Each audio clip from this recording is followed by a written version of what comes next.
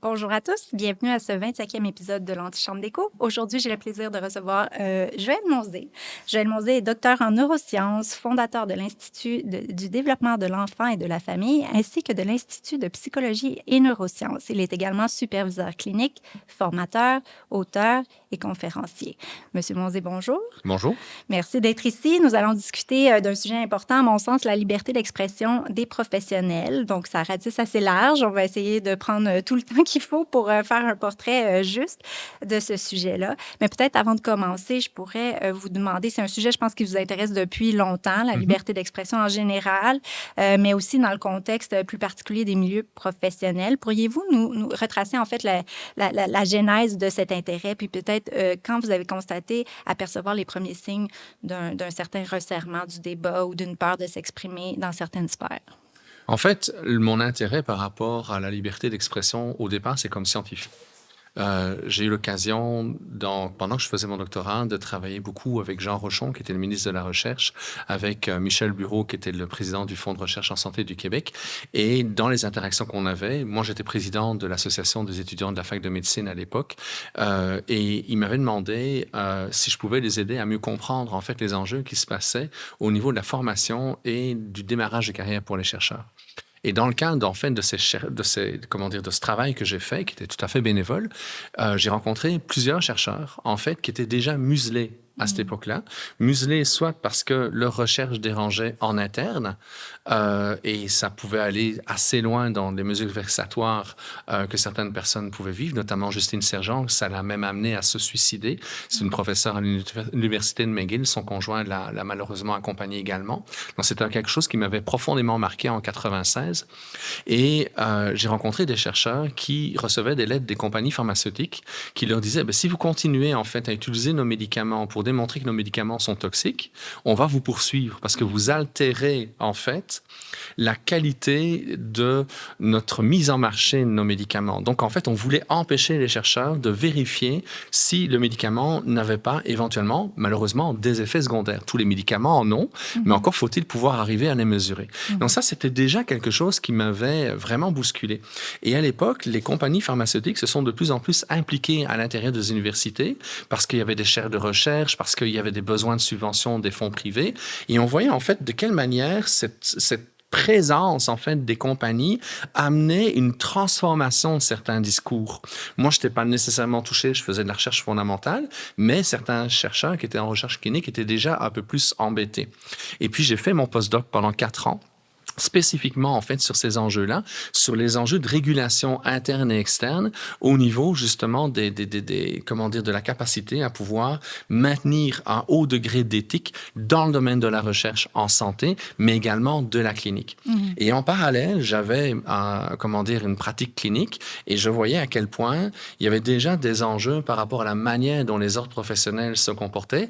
Puis au niveau des ordres professionnels, on va faire une distinction qui est vraiment importante, c'est que l'ordre professionnel, c'est un peu comme ce qui se passe au Québec. On a un gouvernement, on a une Assemblée nationale et on a tout le système judiciaire et juridique, d'accord, dont la DPJ, par exemple, qui va être dans le troisième pouvoir. Les trois pouvoirs ne peuvent pas interagir les uns avec les autres en leur donnant des consignes. On a la même chose dans les ordres. On a une présidence, on a un conseil d'administration, et on a les syndics. Les syndics, c'est le troisième pouvoir, c'est le côté juridique, et ils sont totalement indépendants des deux autres pouvoirs. Donc, les aspects problématiques et la manière dont éventuellement les ordres, en général, vont contrôler ce que leurs membres font et vont maintenir ou interdire la poursuite de la carrière, c'est vraiment au niveau du syndic. Et c'est à ce niveau-là qu'il y a éventuellement des gros enjeux qui sont de plus en plus à fleur de peau aujourd'hui. Mm-hmm. Et dans certains de vos écrits, vous évoquez des chambres d'écho disciplinaires. Pourriez-vous nous expliquer, évidemment, c'est quelque chose qui nous intéresse ici à l'Antichambre d'écho, mais pourriez-vous nous expliquer comment ce phénomène se manifeste aujourd'hui et quels domaines sont touchés? Parce que là, on a parlé de la science, mais je pense que ça va dans plusieurs directions. Et surtout, peut-être, quel glissement vous entrevoyez? En fait, il y a deux manières de concevoir les chambres d'écho disciplinaires. Le premier, c'est l'absence de remise en question à l'intérieur de l'ordre, dans le sens que un domaine qui m'intéresse beaucoup d'un point de vue clinique et scientifique, c'est le fameux TDAH, trouble déficitaire de l'attention avec ou sans hyperactivité. Les normes datent de 2000. Ça fait 25 ans qu'elles ont été écrites. D'accord? Il y a eu de la recherche depuis 25 ans. L'INES a fait une mise à jour en demandant, par exemple, que les professionnels fassent des diagnostics différentiels, c'est-à-dire qu'ils éliminent tout ce qui pourrait expliquer le TDAH ou les symptômes du TDAH autrement que la théorie dominante, qui est un problème d'origine génétique. D'accord? Il y a une assemblée nationale, une commission spéciale à l'Assemblée nationale en 2019. Ils ont rendu le rapport en 2020. Elle a été déclenchée par une démarche que j'ai faite avec des médecins pour dire que ça n'avait aucun bon sens la manière dont on traitait le TDAH ici au Québec. L'Assemblée nationale a demandé aux ordres professionnels de réviser en 2020 les fameuses normes d'évaluation et voire de prescription de psychotropes en 2020. On est en 2025 et il n'y a toujours rien qui est fait. Donc ça, c'est une première chambre d'écho, dans le sens que si on a un professionnel comme moi qui remet en question la manière dont on évalue, en fait, les jeunes et les moins jeunes qui ont des symptômes qui s'apparentent ou qui sont associés au TDAH, eh bien, on est dans une situation où le syndic peut faire des pressions sur nous. Puis je l'ai vécu à travers plusieurs enquêtes où finalement la plainte qui était déposée, souvent c'est à cause de mes manifestations médiatiques, mais c'est rarement en fait pour une problématique. En tout cas, c'est pas directement lié à ma pratique. Mais les enquêtes dévient très vite sur mes critiques du modèle d'affaires. Donc là, on va se rendre compte que c'est une première chambre d'écho où il y a une absence de remise en question des principes et une absence de mise à jour par rapport à ce que la science nous raconte. Et ça fait en sorte que les professionnels sont coincés. C'est figé. C'est complètement figé. Et un des exemples, c'est le procès de Geneviève Labonté-Chartrand, où elle s'appuie sur des recherches qui sont dûment publiées. Ce sont des recherches qui datent depuis plus de 20 ans. Les premières méta-analyses sont sorties en 2016. Il y a de nombreux laboratoires à travers le monde et de cliniques à travers le monde qui parlent du microbiote et de l'impact du microbiote sur la santé mentale, mais elle est poursuivie pour en avoir parlé avec une patiente et pour en avoir parlé dans les réseaux sociaux, ce qui n'a personnellement aucun bon sens. Le deuxième chambre d'écho, c'est la manière dont les juges fonctionnent malheureusement. C'est certain qu'un juge, il doit, de ma compréhension de citoyen, un juge, il doit interpréter la loi pour rendre un jugement. Mais quelque part, ils vont s'appuyer sur toute une série de jugements précédents. La jurisprudence. Donc, les fameuses jurisprudences, exactement.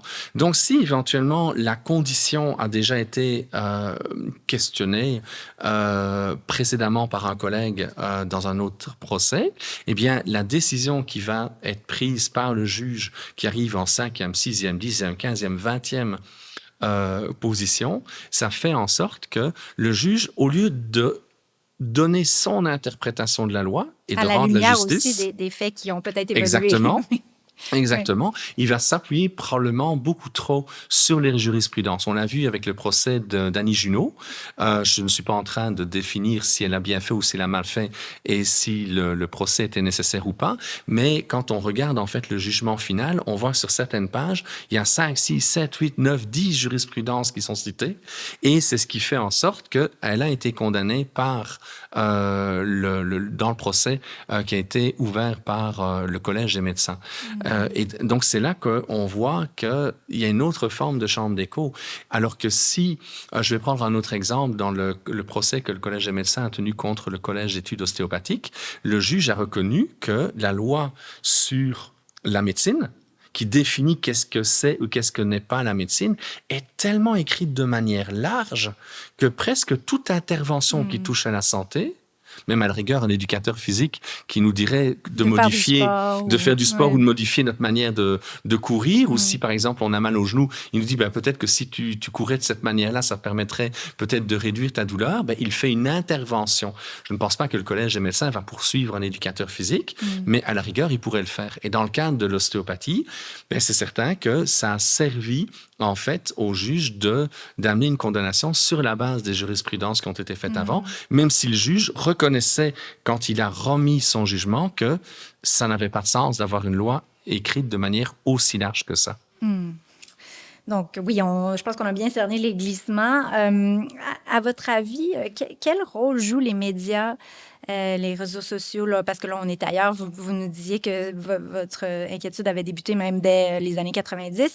Mais bon, est-ce que ça sert d'amplificateur? Est-ce que ça fait, ou au fond, ça fait juste révéler un problème plus profond qui était là et qui a lieu depuis longtemps en ce qui a trait au conformisme et tout? Donc, est-ce que ça révèle ou ça amplifie? Ou les deux, peut-être? Mais en fait, je pense que pour l'instant, il y a un resserrement. On l'a vu notamment avec les enseignants et tous les membres en fait qui sont dépendants du ministère de l'Éducation pour recevoir leur paye. Donc, ça peut parler du concierge, ça peut parler de la secrétaire, ça parle de la direction ou de l'enseignant.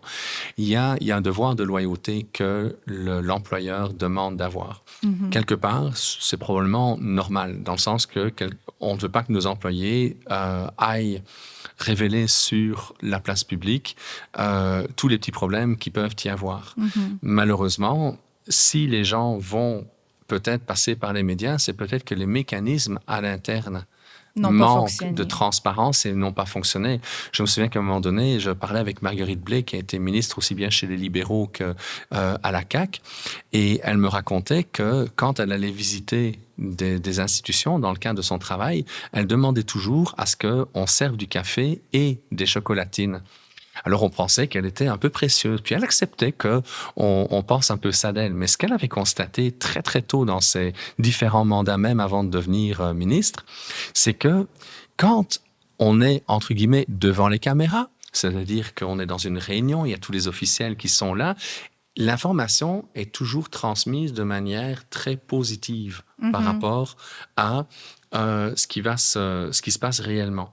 Et une fois que entre guillemets, les caméras sont éteintes, c'est-à-dire qu'on passe dans un côté beaucoup moins formel, la tasse de café sert à ce que les gens viennent dire « Écoutez, Madame Blais, si je pouvais vous raconter ce qui se passe vraiment ici. Mhm. » Donc, on se rend compte, en fait, que l'information ne remonte pratiquement jamais au niveau du gouvernement. Quel que soit le gouvernement, c'est pas plus la CAQ que les libéraux ou que les souverainistes, l'information ne remonte pas. D'ailleurs, quand j'ai commencé à faire de la politique au Québec, non partisane, je faisais partie de Force Jeunesse et c'était une de nos forces, c'est-à-dire d'aller chercher de l'information sur le terrain qui est non prise en charge par l'employeur, par les syndicats ou par comment dire, les mécanismes Fonctionnaire. logiques, d'accord, et de la remonter en fait vers les ministres pour faire en sorte que il ait une meilleure compréhension des enjeux concrets et que les lois ou les règlements puissent arriver à mieux se faire. Donc, en fait, si je fais en résumé, c'est que chaque strate, elle ne veut pas qu'on parle en mal de l'institution. Donc, tout le monde se protège.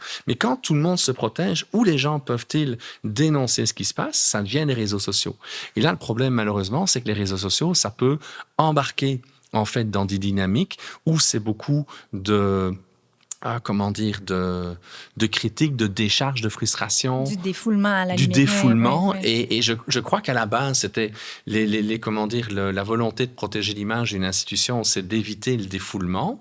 Mais en même temps, ben, le défoulement, il découle peut-être de quelque chose qui ne se passe pas bien en termes de ressources humaines ou en termes d'organisation, d'administration en interne. Donc, comment est-ce qu'on met des mécanismes qui ne sont ni dépendants comment dire, des strates traditionnelles avec des cadres qui n'aiment pas qu'on les critique, ni, comment dire, se retrouver dans une situation où c'est le syndicat nécessairement qui s'en empare, parce que le syndicat aussi a ses enjeux. Donc, il faut des lieux neutres, par exemple des ombudsman, pour faire en sorte que l'information puisse se faire. Donc, si une institution met en place un ombudsman pour que les gens puissent aller expliquer ce qui ne va pas, à partir de ce moment-là, ben, c'est correct qu'on leur demande de ne pas se décharger dans les réseaux sociaux.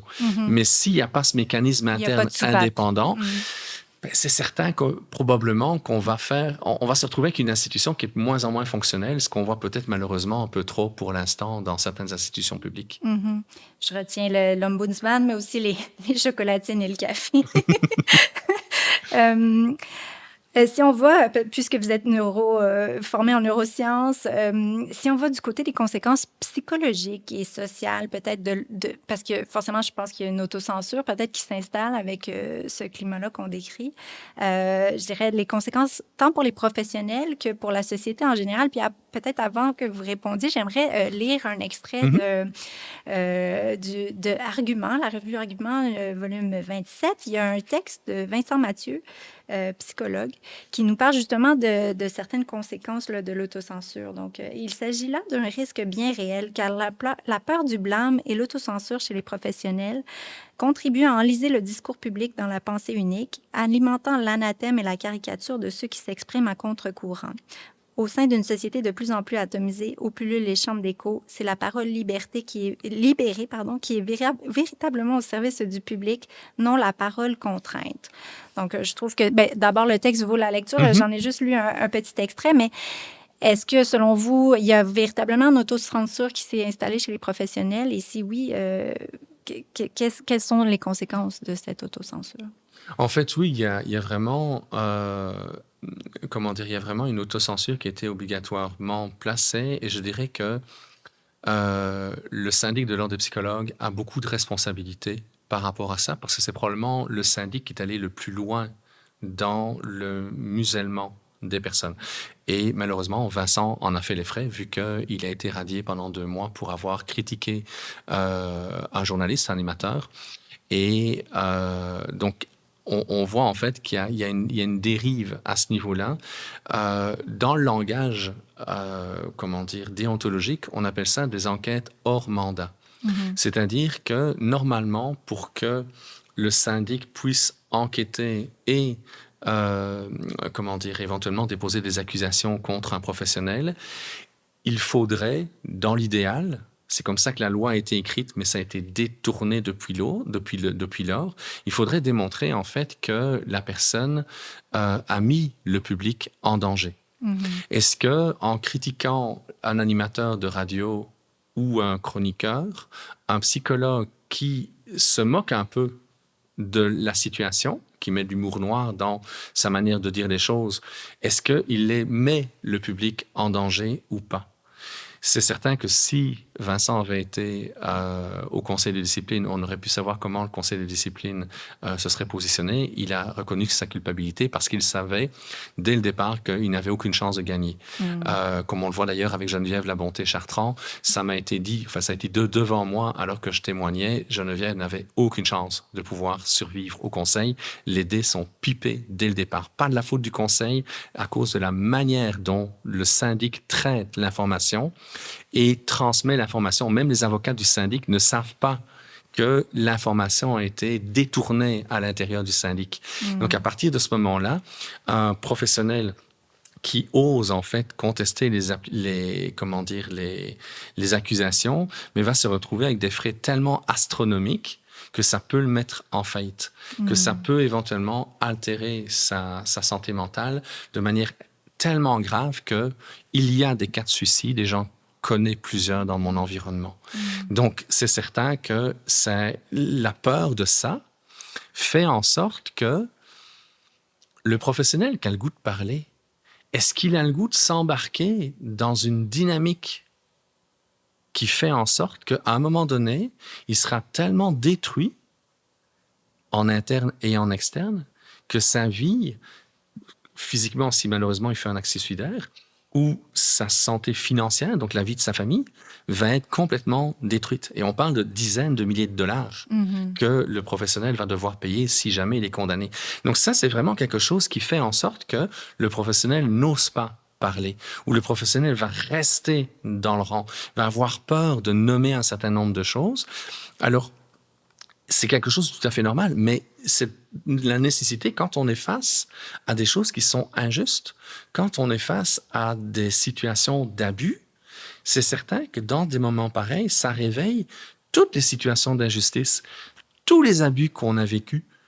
Et à partir de ce moment-là, notre passé va venir jouer, d'accord? Va jouer dans notre tête, va jouer dans notre corps. Le degré de stress est tellement important que ça peut déclencher même des maladies chroniques. Ça peut déclencher différentes formes. Ça s'est documenté par la santé publique, tant aux États-Unis qu'au Canada, que quand on est dans des états de stress de aussi haute intensité, ça peut déclencher, en fait, des situations où la maladie va devenir extrêmement envahissante. Donc oui, c'est quelque chose de très difficile. Et ce qui est pire, c'est que si au moins il y avait de nouveau des lieux à l'intérieur de l'ordre où on peut rediscuter des enjeux scientifiques. Je reprends l'exemple du microbiote. Il y a des formations qui sont données et créditées par les universités ou l'ordre professionnel, mais il y a des gens à l'intérieur du syndic qui interdisent aux professionnels d'en parler. Donc, ça va même à l'encontre complètement de ce que la présidence ou de ce que les universitaires donnent comme information à leurs étudiants, qui sont quand même titulaires d'un doctorat. Donc, on voit que, de nouveau, le problème, c'est le syndic, c'est pas nécessairement l'ordre, même si l'ordre, tantôt je le critiquais, de ne pas mettre à jour les règles, qu'est-ce qu'on peut faire, qu'est-ce qu'on ne peut pas faire. C'est bien beau d'avoir une connaissance, mais si les protocoles d'intervention ne sont pas ajustés, je parle de psychologue, mais c'est la même chose en médecine, d'accord?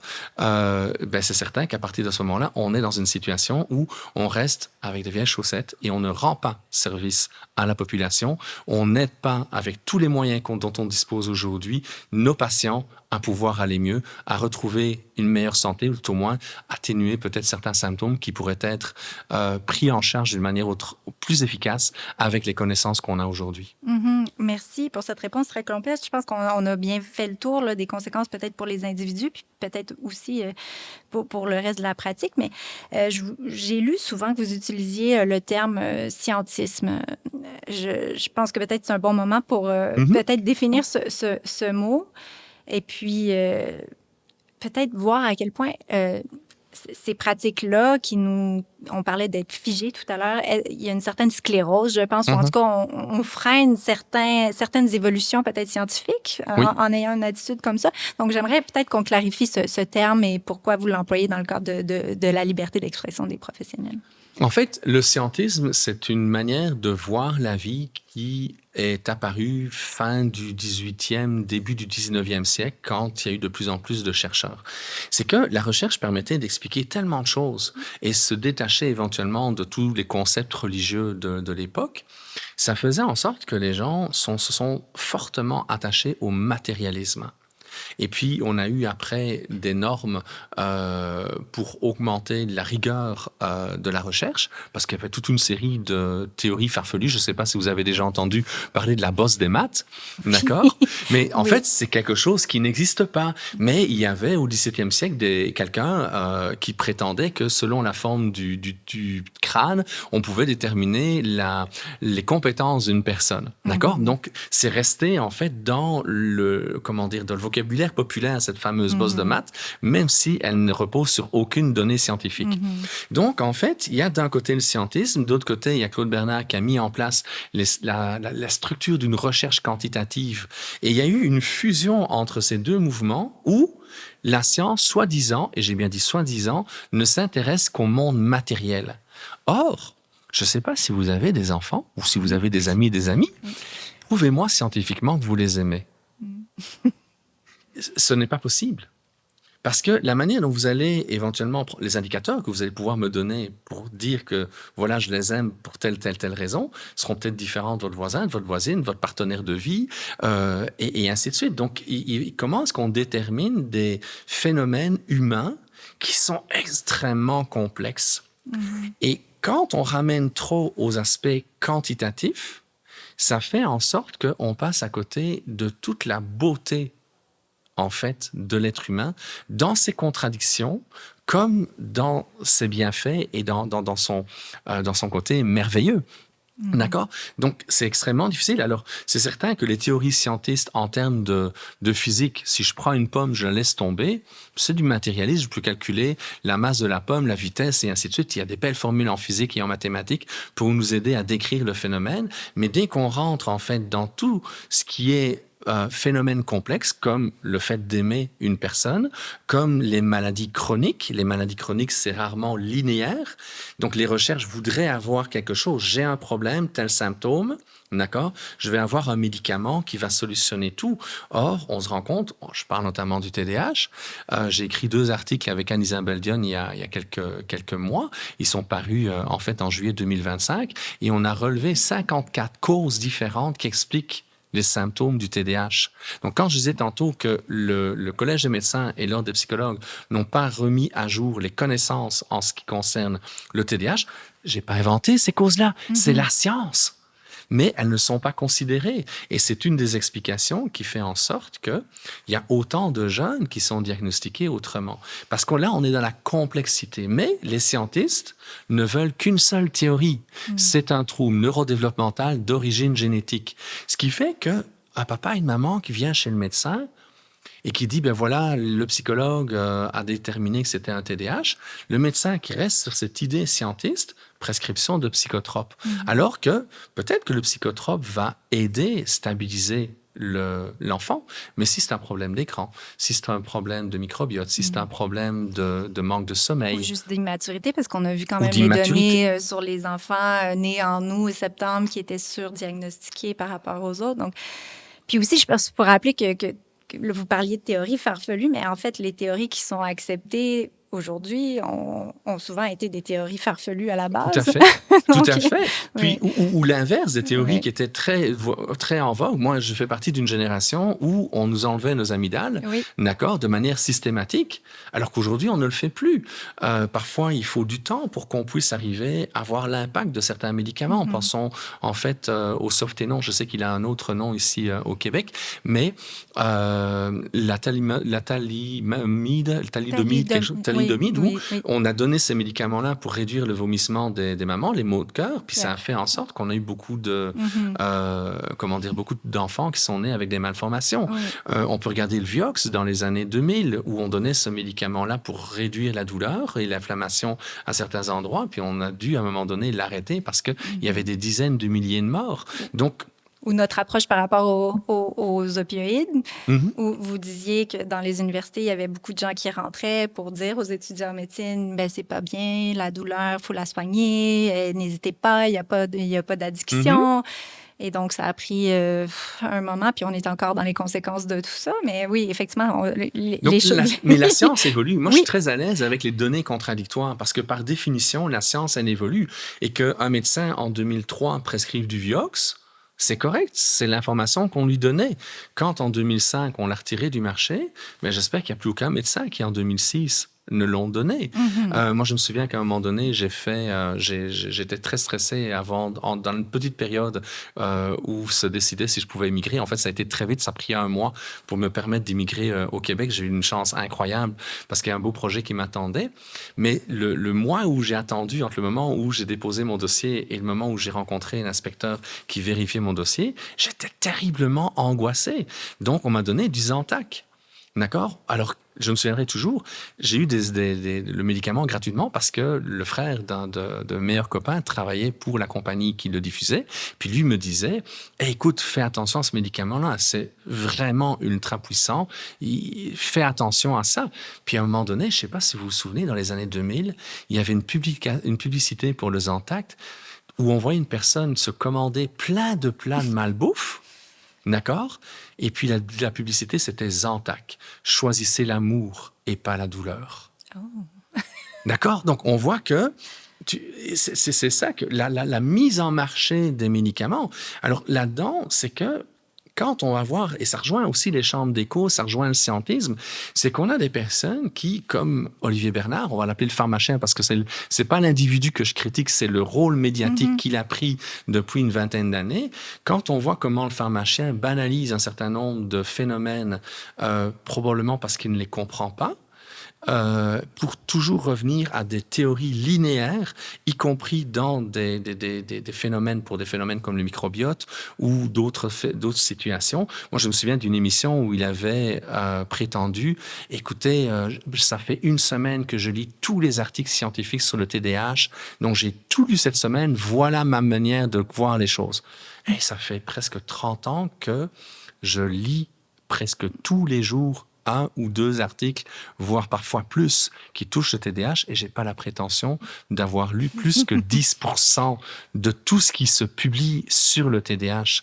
Donc, c'est là qu'on voit que des phénomènes de chambre d'écho, on voit que le phénomène du scientisme est fortement amplifié par des individus qui, pour avoir de l'exposure dans les médias, vont être prêts à raconter des choses qui sont beaucoup trop linéaires, qui manquent de nuances. Mais il est habile, c'est un gars qui est intelligent, il est très habile. Donc, quand on essaie de nuancer un peu ses propos, ben, c'est pas toujours évident parce que il y a des gens qui vont dire oui, mais il est tellement extraordinaire ce gars-là, il faut pas l'attaquer, il faut pas le critiquer parce que c'était tellement quelqu'un de oui, mais c'est parce qu'il est en train de raconter des choses qui ne sont pas cohérente avec ce qu'on connaît de la science. Puis en même temps, je me permettrai jamais d'aller sur son terrain de pharmacie et de venir le critiquer sur la pharmacie. Mais dans tous les sujets que je l'ai vu, y compris celui de l'acupuncture, où il s'est emporté contre l'acupuncture, ce qui est inacceptable. Parce que on ne peut pas critiquer une autre profession quand on fait partie d'un ordre professionnel, ou en tout cas, il faut y aller avec beaucoup, beaucoup de doigté. D'accord? Eh bien, on se rend compte qu'il y a personne, tu sais, il le laisse. Et il y a 3 syndics au niveau des médecins, au niveau des psychologues, au niveau des pharmaciens, qui ont strictement interdit à leurs membres de critiquer les théories. Donc, ce n'est même pas se moquer du pharmacien. Je peux comprendre que le syndic ne veuille pas qu'on se moque de lui, d'accord? Mais c'est de même de critiquer et de remettre à jour les informations. Donc, quand on parle d'autocensure, on se rend compte que c'est problématique. Alors, c'est ça le scientisme, c'est d'être dans une linéarité et de ne pas voir les angles morts que, éventuellement, qui pourraient nuancer, en tout cas, certaines prétentions. Mais ça devient difficile aussi de critiquer ce qu'il fait parce que je pense qu'il s'érige un peu comme quelqu'un qui détient la vérité aussi sur certains sujets. Donc, et puis les gens lui font confiance et il veut démystifier plein de choses, mais en même temps, bon, c'est ça, c'est complexe. Chaque sujet qu'il aborde est complexe. Puis comme vous le dites, ben, il y a des gens qui sont experts de ces sujets-là. Donc, enfin. Oui, puis il faut encore que les experts qui aillent intervenir, parce que c'est pas parce qu'on fait, dans une émission, c'est pas parce qu'on fait venir un expert, d'accord, que ça reflète la diversité des connaissances. C'est-à-dire que, bon, c'est certain qu'on peut inviter quelqu'un qu'on aime bien. C'est tout à fait logique, d'accord?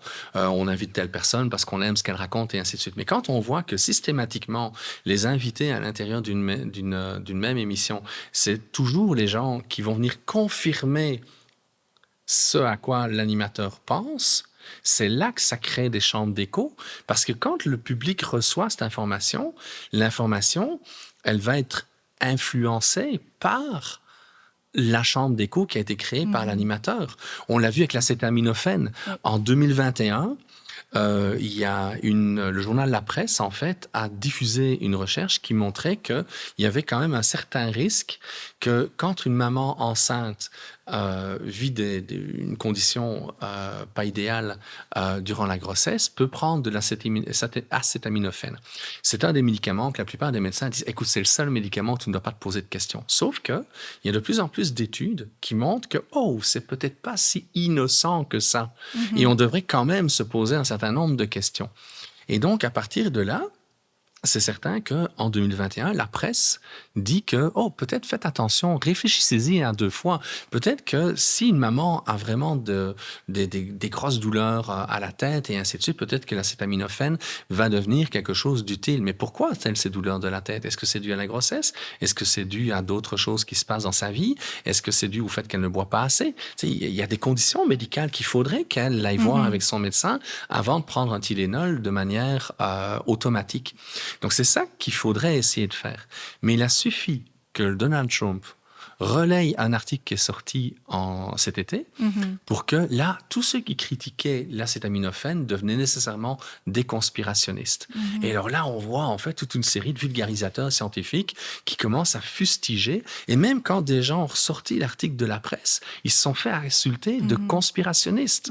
Donc on voit comment les chambres d'écho vont venir jouer et font en sorte que l'être humain perd son droit d'avoir accès à la connaissance et de prendre une décision en son âme et conscience. Pour moi, le devoir que nous avons comme professionnels, comme scientifiques, c'est de donner un maximum d'informations, essayer d'interpréter au mieux ce que nos données peuvent nous donner comme information pour permettre à vous, à tout le monde, de prendre une décision en son âme et conscience. Exactement. Oui. Parce que c'est là. Parce que si une maman se retrouve, en fait, avec un enfant qui a des enjeux de santé mentale à cause du fait qu'elle a peut-être pris de Tylenol un peu trop rapidement, pensant que c'était inoffensif pour elle, ben, c'est certain qu'elle va vivre avec cette culpabilité-là. Elle va vivre avec la meurtrissure de ce côté-là. La même chose avec le TDAH. Si on disait exactement aux parents, voilà ce que le médicament va faire dans le corps de votre enfant si vous le lui transmettez, peut-être qu'il y a certains parents qui se poseraient un peu plus de questions avant de recourir. Ça ne veut pas dire que le médicament n'est pas utile, mais il faut que le parent puisse le prendre en pleine connaissance de cause pour prendre une décision éclairée, parce que c'est lui qui va vivre à travers son enfant les conséquences.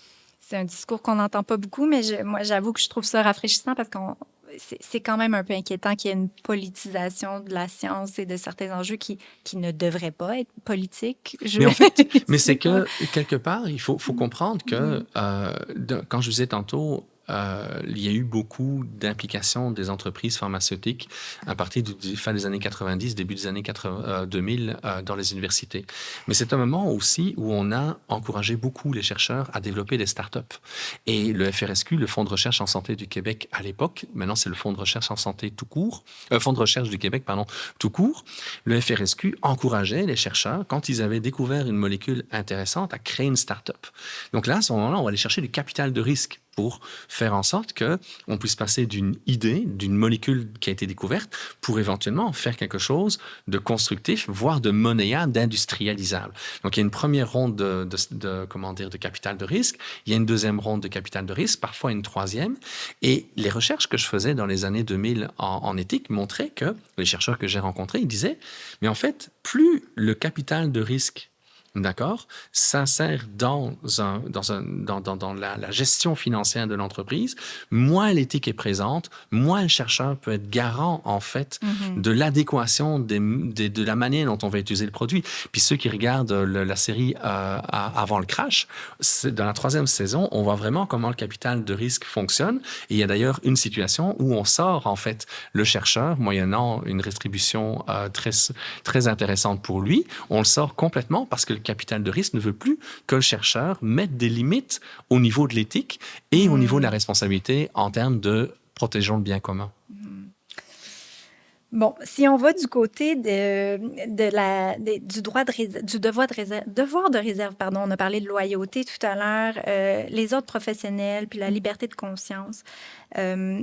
Je sais que vous avez co-signé avec Jean-Yves Dionne un avis sur la modernisation des ordres professionnels, destiné, entre autres, à la ministre Sonia Lebel et au ministre Jean-François Roberge. Mais là, je pense qu'ils ont changé de siège depuis. Donc, quelles sont les grandes lignes de ce document et quelles réformes prioritaires y proposez-vous? En fait, dans les grandes lignes, le document est encore sous embargo de manière, en fait, à ce que l'Office de profession et le cabinet du ministre, aujourd'hui c'est M. Boulay, que le cabinet du ministre puisse, en fait, l'utiliser pour pouvoir faire leur travail. C'est à eux maintenant, c'est dans le truc. Moi, ce qui m'appartient, c'est de réfléchir. Jean-Yves m'a aidé là-dedans. Ce qui nous appartient, c'est d'avoir réfléchi, d'avoir analysé la situation pour que l'information qu'il ait puisse être adéquate pour éventuellement, enfin, pour moderniser la loi. Je ne sais pas si vous vous souvenez, tantôt, je vous disais que entre ce qui se passe sur le terrain et ce que le ministre a comme information, souvent, il y a un monde de différence. Donc, ce que nous avons fait, c'est de ramasser de l'information. On a rencontré des dizaines de professionnels. On a fait comme si c'était un cadre de recherche, c'est-à-dire qu'on s'est donné des critères qu'on a évalués. Il fallait qu'on puisse quand même vérifier si la personne était juste dans de l'émotivité Et finalement, ben, c'est compliqué de pouvoir arriver à utiliser son témoignage. Ça ne veut pas dire que le témoignage n'est pas important. Il y a beaucoup de souffrance chez les professionnels. Pour l'instant, on en parle beaucoup avec les médecins, avec la loi 2, Mhm. mais c'est certain que il n'y a pas que les médecins qui souffrent dans un contexte où on est en train d'orthonormer de manière excessive leur pratique. Donc, on a rencontré beaucoup de gens qui avaient vécu des mésaventures avec leur syndic, pas nécessairement des gens qui ont été condamnés, Mhm. mais des gens qui ont été menacés et qui ont vécu des procédures disciplinaires abusives. Et quand je parle d'abusives, parce que ce sont des enquêtes hors mandat, le syndic, n'ayant aucun mécanisme de régulation, fait ce qu'il veut. Je donne un exemple. Lors d'une enquête que j'ai vécue moi-même, le syndic a essayé de me déstabiliser, puis il n'y arrivait pas. Parce que je suis très solide au niveau scientifique et au niveau clinique, je n'ai jamais commis de faute professionnelle. D'accord? Donc, à partir de ce moment-là, c'est certain qu'il y a un enjeu parce qu'eux veulent me faire taire par rapport à ma critique du modèle d'affaires dans l'utilisation des évaluations psychométriques. Donc, le monsieur, en fait, a été jusqu'à m'intimider physiquement, sans me toucher, pour essayer de m'impressionner. Mhm. Ce qui n'est pas acceptable dans un cadre comme celui-là. Je l'ai signalé au conseil d'administration, j'ai donc dénoncé, et le conseil d'administration m'est revenu, ben, on ne peut rien faire, le syndic a tous les droits. Et c'est là qu'on revient avec les procès qui, quand ça arrive au conseil de discipline, comme le syndic organise l'information, comme il le souhaite, eh bien, les avocats pensent, d'accord, qu'ils vont vraiment défendre le public. Les avocats sont vraiment convaincus de faire la bonne chose, mais l'information n'est pas transmise. Dans le procès de Geneviève Labonté-Chartrand, ce qu'elle a constaté, c'est que l'ensemble des pièces qui permettaient de montrer qu'elle avait bien fait son travail n'ont pas été transmises à l'experte qui a été désignée par l'ordre.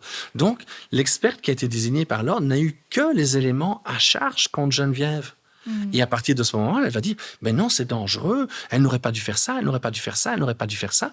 Alors que tout ce qui avait été mis en place autrement pour s'assurer que ce qui était fait de manière adéquate n'a pas été transmis. Donc ça, c'est pas un problème de conseil de discipline, c'est pas un problème des avocates, c'est un problème de syndics qui ne sont pas régulés.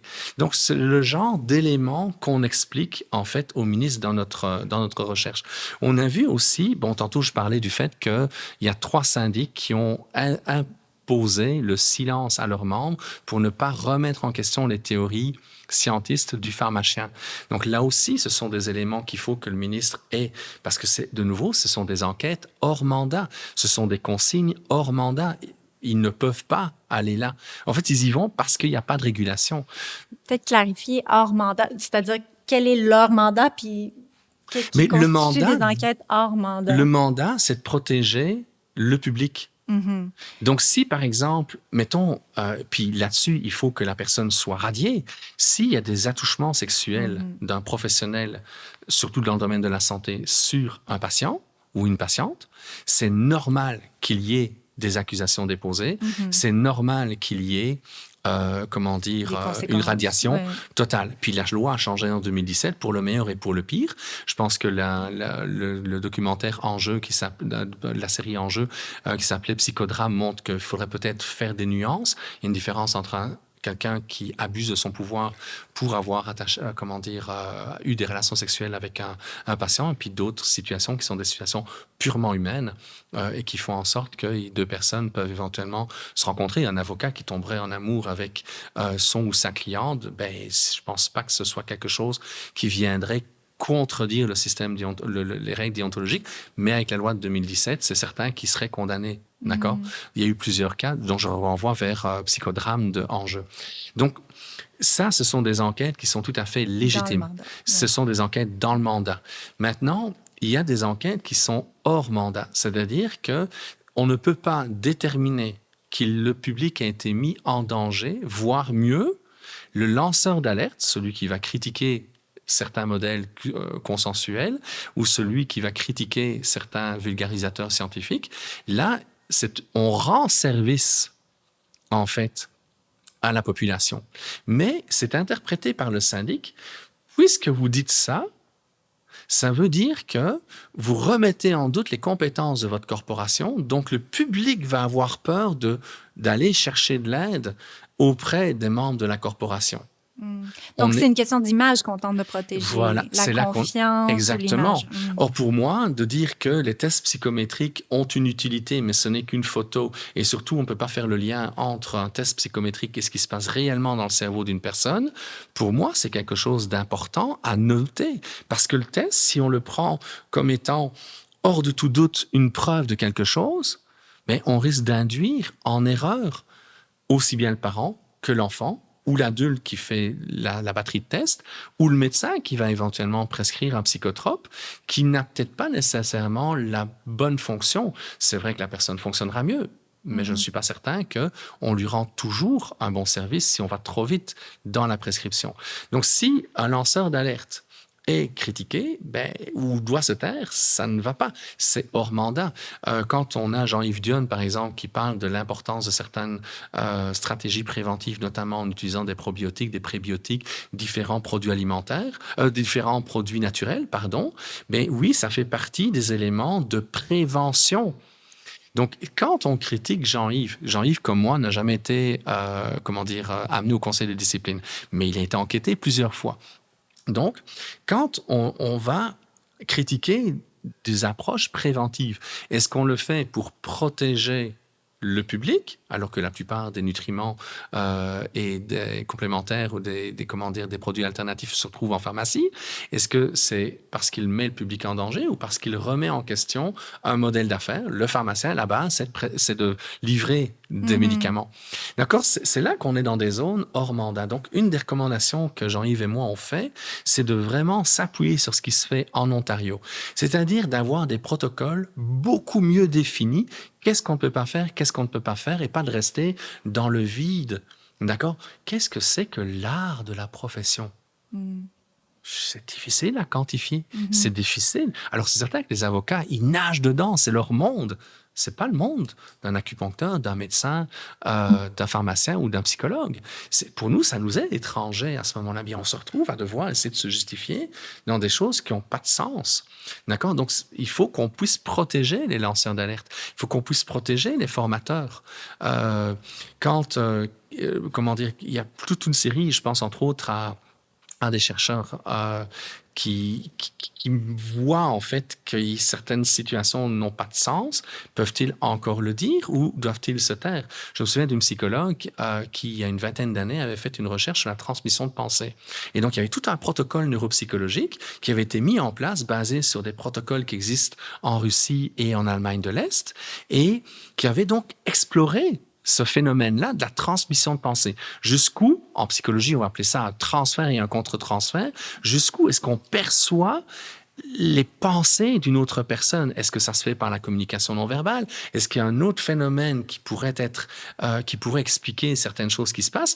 Moi, je ne suis pas expert là-dedans, je ne peux pas le dire, mais toujours est-il que cette psychologue-là qui faisait une recherche a été radiée parce qu'elle a fait sa recherche là-dessus.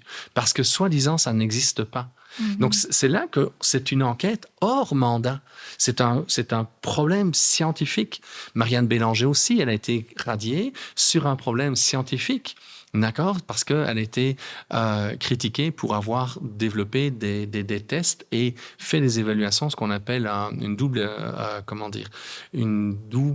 je perds le nom, je suis désolé, une double exceptionnalité. Voilà, c'est le terme exact, où elle voyait qu'il y avait de la douance et il y avait en même temps du TDAH où il y avait éventuellement d'autres choses. Donc, on voit en fait que les deux sont là. Alors, est-ce que c'est la douance ou est-ce que c'est le TDAH qui est dominant? Si on regarde le DSM, qui est notre Bible à nous en psychiatrie, ben, on se rend compte que dès qu'on peut expliquer les symptômes du TDAH autrement, on doit oublier l'idée du TDAH, on doit faire autre chose.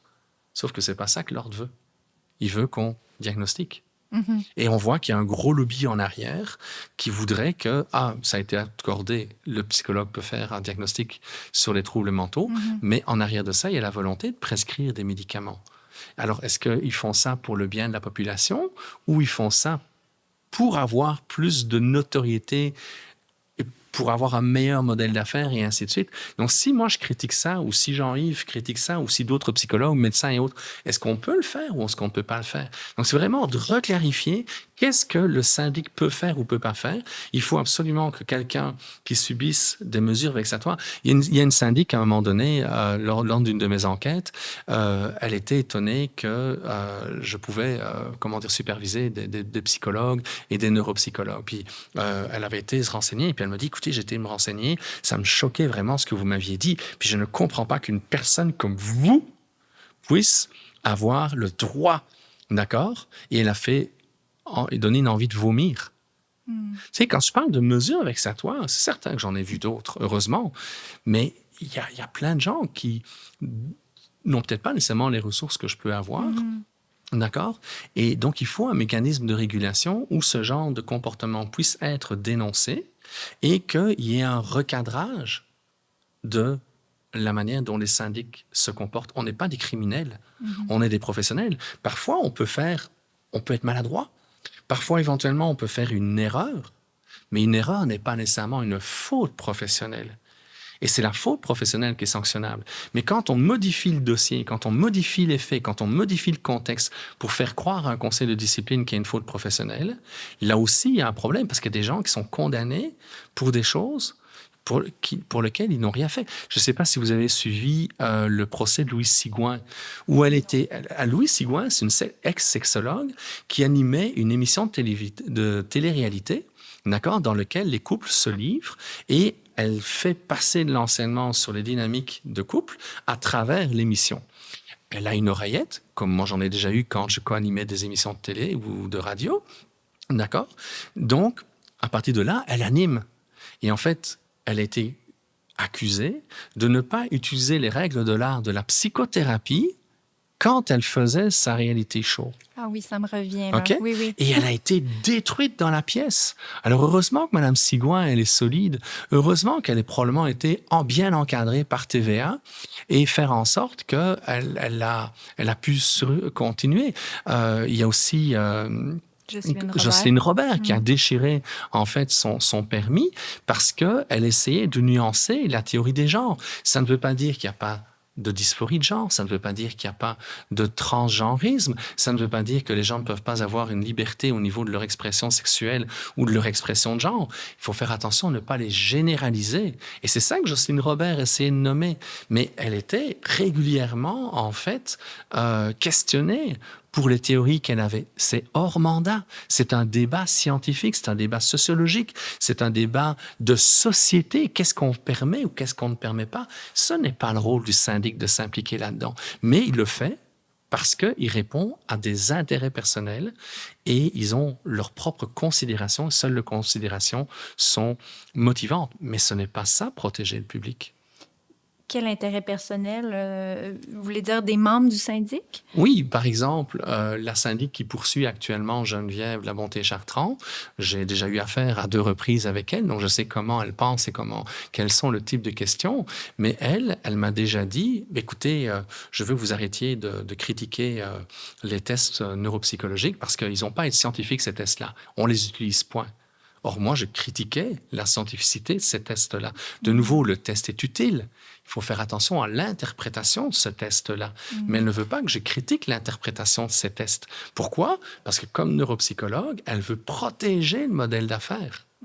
D'accord? Puis dans d'autres exemples comme ça, je pourrais le nommer. Donc, c'est là qu'il y a des intérêts personnels qui vont venir jouer. Si moi, je suis syndic et je ne crois qu'au monde matériel, si quelqu'un parle de spiritualité lors d'une thérapie, ce qu'on peut faire en psychothérapie, ce qui est même nécessaire, parce que un patient ne peut pas discuter avec son psychologue, son travailleur social ou son psychoéducateur de spiritualité, qui va-t-il aller voir? Ben, il va aller voir des sectes, il va aller voir des gourous. Ben, donc, j'ai d'ailleurs fait des formations reconnues par l'ordre qui expliquent aux psychologues et aux professionnels de la santé comment est-ce qu'on peut utiliser les concepts spirituels à l'intérieur d'un parcours psychothérapeutique. Mais si le syndic ne croit pas à cet aspect-là, ben, le psychologue pourrait être poursuivi s'il va se chercher un adepte du scientisme qui ne croit pas au monde du mystère.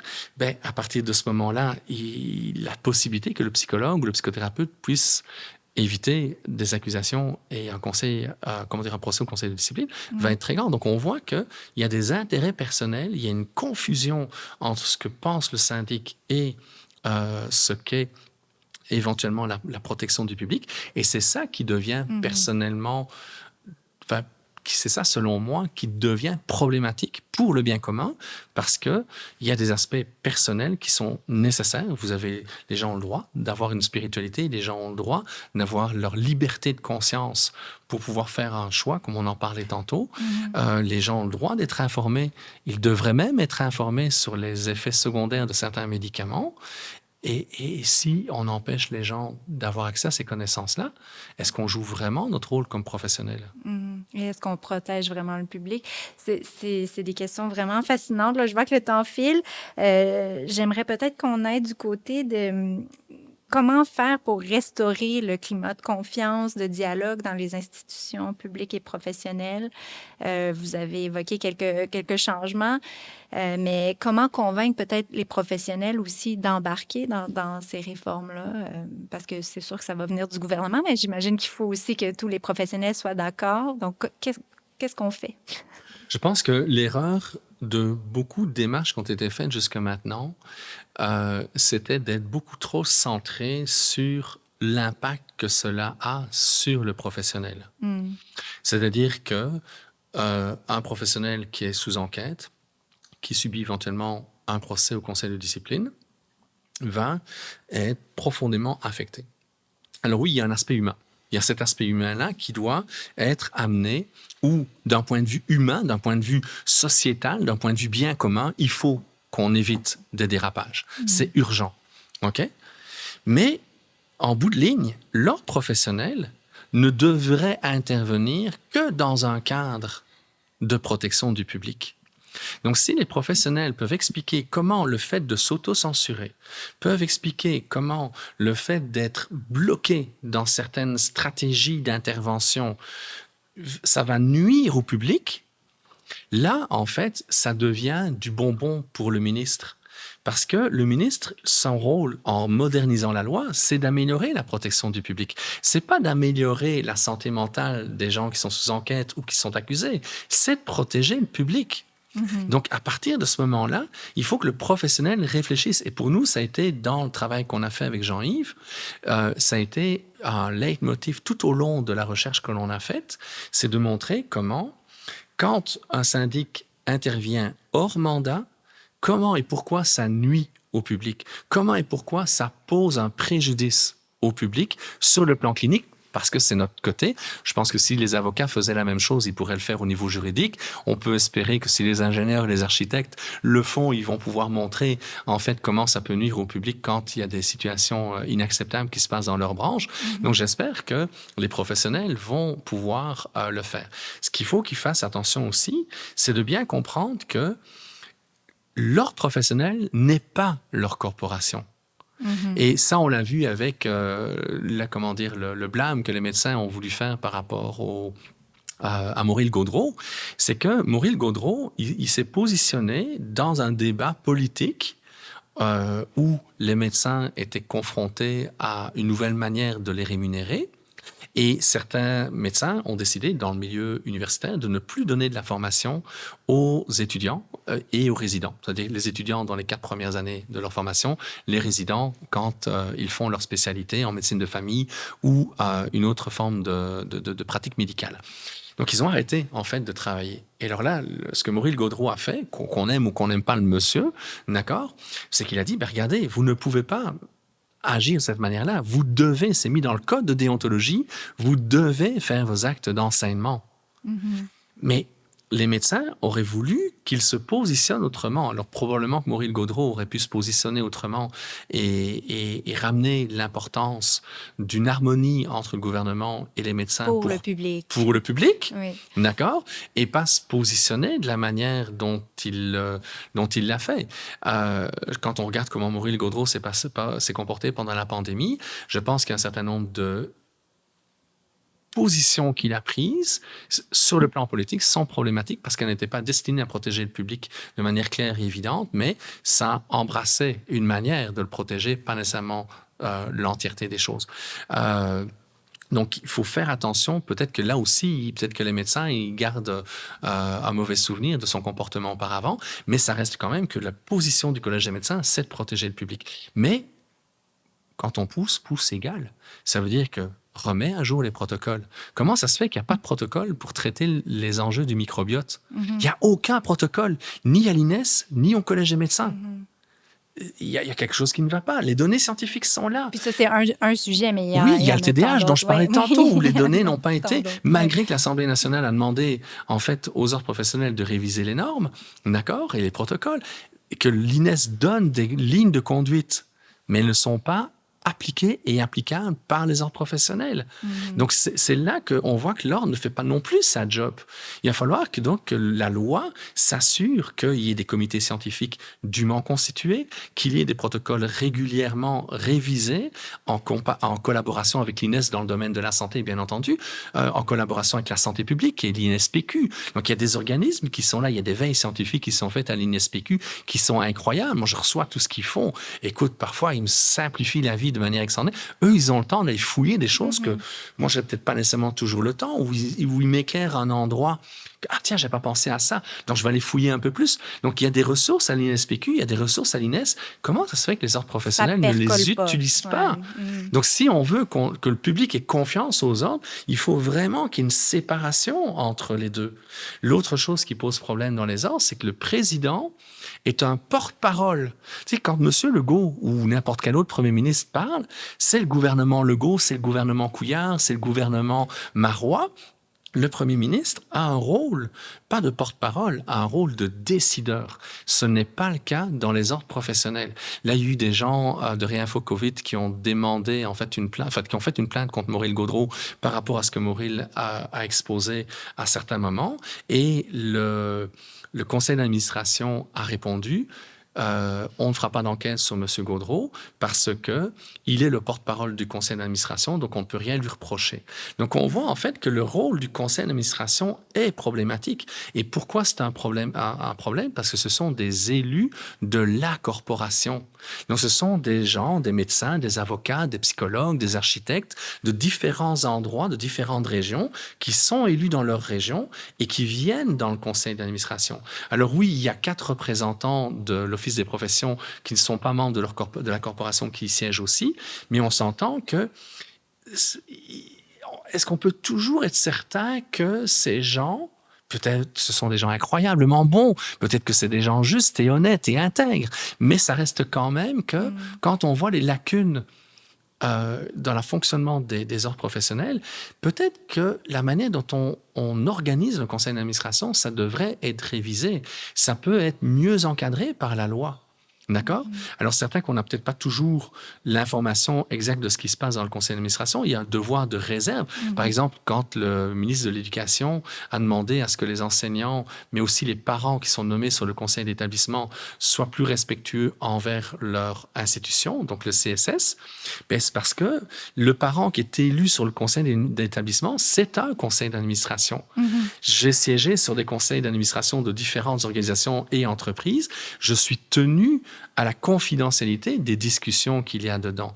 Mais ça reste, je reviens avec le dedans, je suis désolé si je suis trop complexe, d'accord? C'est très intéressant. Mais si on peut organiser autrement le conseil d'administration pour s'assurer que le conseil fasse en sorte que la loi soit respectée à l'intérieur de l'ordre professionnel, probablement que là aussi, c'est à faire en sorte que petit à petit, la population comme les professionnels, vont se rendre compte que là, on a vraiment une institution qui est redevable, qui est régulée à l'externe, d'accord, de manière à s'assurer que le bien Oui, qui est du centré sur son citoyen, rôle. exactement, Mhm. et que à aucun moment il n'embarque dans des enjeux scientifiques si ça n'a pas été déterminé, orchestré, validé, soit par des recherches, soit par l'INSPQ, l'INES ou un protocole déterminé par le conseil d'administration ou les organisations, les différents départements à l'intérieur des départements qui sont